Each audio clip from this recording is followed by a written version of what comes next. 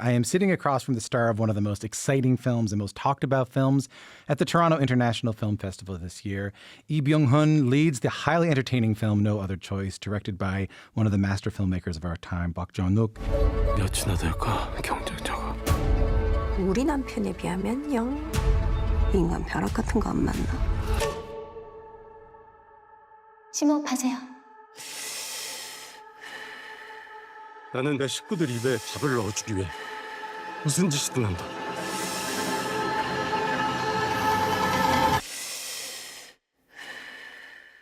어쩔 수가 없다. I'm so happy to say to talk a little bit about the film. Byung-hun joins me now, joined by Jennifer Kim on translation. Hi, welcome to the show. How are you? Thank you. I really love the film.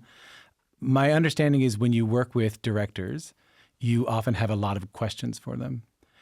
And one of the questions I heard you asked, because everything I just described, desperation, losing your job, having to give away your family, making all these very desperate choices about how he's going to try and get his job back.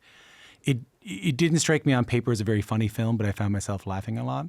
And I heard that you asked the director, Park Chan-wook, is this supposed to be funny? Yeah, that's true.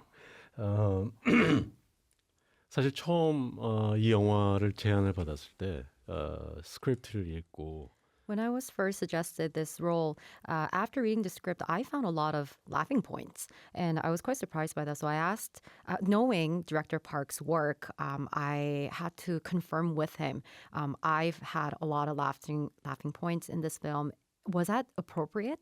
And I also found that this project was very funny and very approachable at the same time. So I had to ask him, did I read that right? And he said, funnier, the better.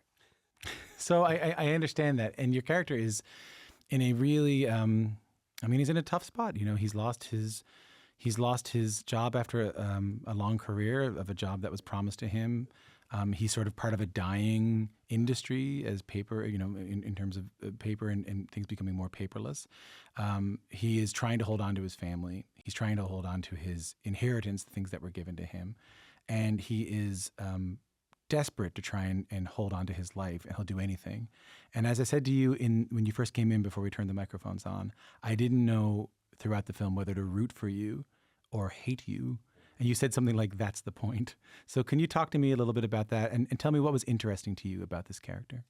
이 캐릭터는 사실 제지업이라는 That's right. As you see, the paper mills are going away these days. So I think it fit really nicely with this film.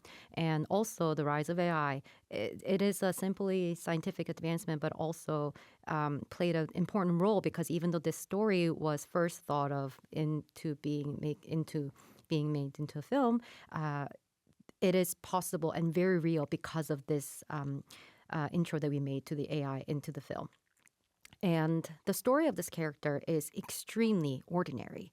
This everyday person who is very easy to find among us, a breadwinner of a family, unfortunately goes through desperate hardships. And the decisions that he has to make to be able to overcome these hardships, he goes through a series of dramatic situations. And from that journey, you see this character changing and transforming. So as an actor, it was not easy to act such change, but at the same time, it was challenging in a good way, and I found that very interesting. Actors have told me in order to play someone, you need to understand them. You need to empathize with them. You need to sort of be on their side. How do you do that with someone who's willing to take all these desperate measures? 인물을 연기를 할 때 When I act a certain character, I try my absolute best to understand the character. It may not be up to 100%, but I try my absolute best because I have to be convinced first before I convince the audience. And yes, I am known to ask a lot of questions when I work, and but I also believe that through questioning, I'm able to really get closer to the character I'm about to play.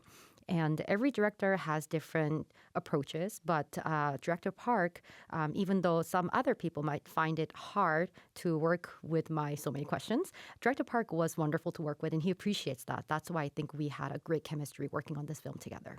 As an actor, can you relate to the idea when you were maybe more struggling and not as established as you are today, that that there would be, similar to your character, that there would be other people in your way. Like there would be other people who would be competing for a job and you feel sort of a jealousy or you feel like it's me or them. Could you understand that as a struggling actor? 저는 사실은 Not that you would ever do the,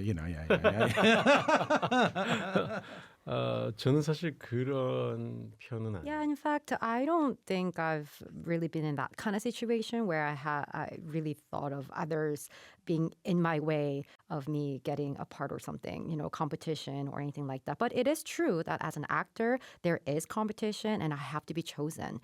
A director has to choose somebody among many choices he has, and based on that, as an actor, would find that a successful or a failure in casting. For me, I never really thought that, that person has to be out of my way. But as a matter of fact, I kind of believe in the idea of fate. In Korean, we call it 팔자. Sort of relates to how my life is already laid out. It is my fate. So if something does work or does not work out, I just simply take it as fate. I mean, doesn't that kind of explain your story in some ways? Like the story, when I was doing research to get ready to talk to you, that idea of fate, I mean, like you were never predestined to be an actor. You had no dreams of being an actor when you were growing up. Everything that I heard is that like you were studying French literature and someone sort of encouraged you to be an actor, right? 사실 저는 연기를 해야 되겠다는 생각을 해본 적은 단 한 번도 없어요. 다만 저는 극장이라는 공간을 좋아했어요. 처음 4살 때 아버지가 Not even once did I ever think that I would act. But the thing is, I am in love with theaters. My first theater going experience was when I was 4. My dad took me there, and the first film I saw ever there was Papillon. And I don't remember much about it, the film itself, but I think the space I fell in love with. Of course, these days, theaters, even back in Korea, they smell of popcorn. But back then, it smelled of grilled squid and grilled peanuts and also smoke. Also, kids who didn't really want to go to the bathroom, they kind of peed in the theater. Good. So That's there good. was a little bit of That's a little bit of that scent. So all mixed together, of course, it's not a pleasant scent, but it's something very strong. It resonated in my head. When I was in college, because of a friend of my mom's, I kind of ended up auditioning at a broadcasting company, and the competition was about 200 to 1, and I worked through that, and without any acting experience, I luckily got that. And that's how, it really doesn't make sense, but I made it. When you were starting out, then what was your dream for yourself? How big do you think it could have gotten for you? Do you know what I mean? Like when you were starting out as an actor in Korea, what was the pipe dream? What was like, okay, what would have been success? 사실 연기를 시작하고 너무나 많이 When I first started acting, I got a lot of criticism. So I didn't think this was the job for me for life. I really thought that this would be a good experience in my young days. And so I could probably say that I wasn't that desperate, perhaps.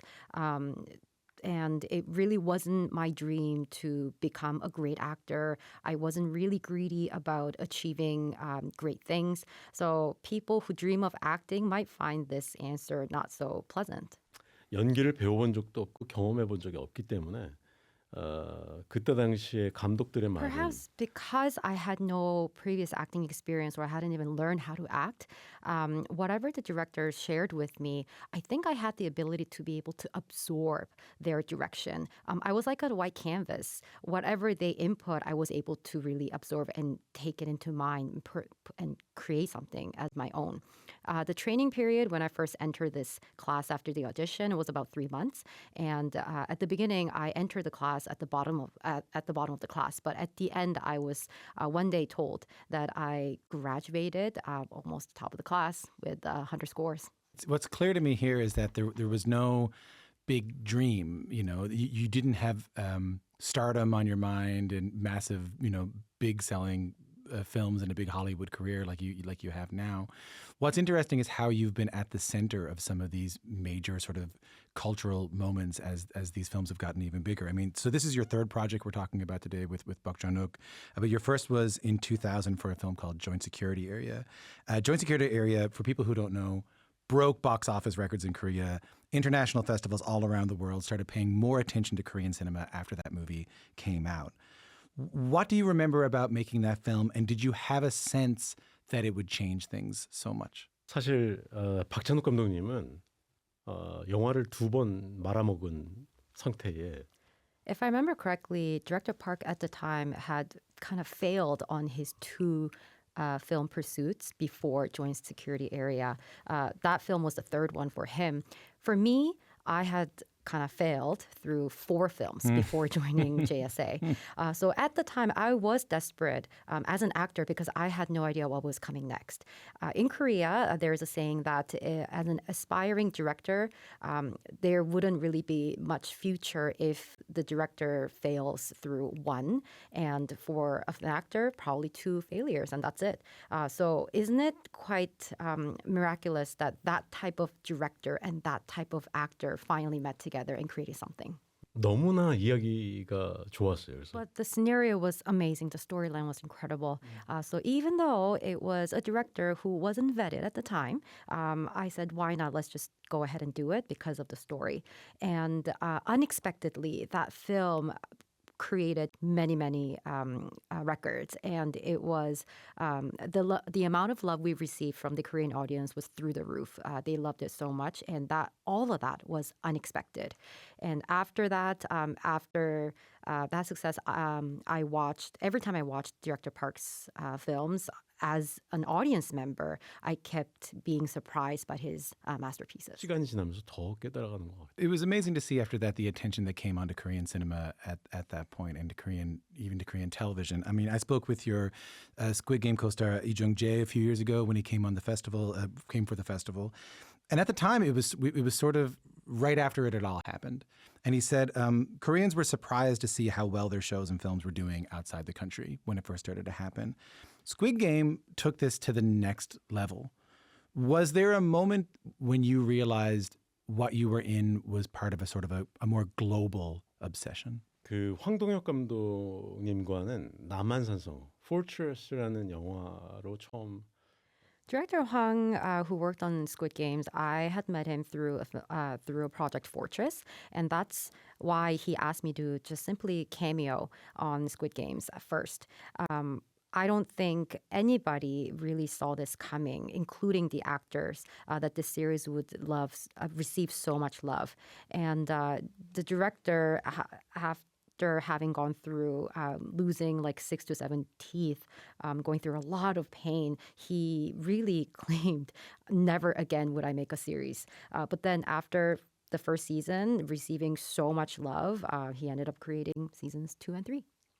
Now that I look back, Squid Game was extremely Korean, featured a lot of Korean games, as you know, and received so much love from all around the world. But I really think that it was the absence of humanity that brought people together from around the world. Even though we speak different languages and we come from different cultures, I think that's something that united everyone. So in that sense, I'm so thrilled that we were loved by so many, but at the same time, I find it a little bit saddening. Yeah, it might be a little sad that we all kind of came together through unimaginable cruelty. I did though hear that your mom got mad at you because it was sort of unexpected that you were going to be in it. And your mom, what's the story that your mom got mad at you about it? 넷플릭스에서는 당연히 제가 카메오로 Of course, I made a promise with Netflix that until the moment that my mask comes off, I would remain, silent about this project. And because it was a simple cameo appearance, the filming really went by like a dream. And I didn't tell anyone, of course. But at the same time, when it finally aired and I started receiving a lot of phone calls, I found out, oh, right, it aired. And including my mom and my friends, they were all saying, how could you have not told us? So they were all sort of yelling at me. But, in other sense, I knew that I kept my secret. You know what? You're trustworthy. You're not just here at TIFF for no other choice. You're also receiving the TIFF Special Tribute Award that honors an artist's lifetime of work, which is really interesting for someone who just told me he didn't set out to be an actor at all, someone who received a lot of criticism in his early days. What do you reflect on when you look back on that? Like, what are you most proud of when you look back on on the 30 years you've had in this industry? 아까 이제 뭐 제가 연기를 처음 시작할 때 어떤 연기에 대한 어떤 Yes, I did share that when I first started acting, I perhaps lacked the passion that many people had as an aspiring actor because I didn't think this would be my forever job. But about a year or two years in acting, at some point I thought to myself, what am I doing? And I think that's when the appeal of acting and the passion of acting really increased in myself, among anybody that I knew. So fast forward 35 years, I now look back and I see that I have come a long way. When I first heard about the tribute award at TIFF, I almost thought, are they almost asking me to stop? Because this is an incredible award to receive. 지금 돌이켜 보면 저한테 칭찬해주고 싶. Now that I think back, I think I want to tell myself, good job well done. When I first started working with the Hollywood and heard that, I was being asked to work there, I, of course, had a tremendous time thinking about this decision. Was it right timing? Is Hollywood the right choice? But at the same time, I thought, it's better to do it and regret than not doing it at all. As a Korean actor, yes, I paved the way in the Hollywood scene, and it would have been nice for me to follow someone else's footsteps that had done this before me. But because there was no one to follow, I felt like I was drowning in the sea, not really knowing where to navigate, where to go. I just kept swimming. So after receiving this award, looking back at that type of image of myself, I wanted to say, I'm proud of myself. It's certainly something to be proud of. And I want to thank you so much for coming in and congratulations on the film. Thank you very much.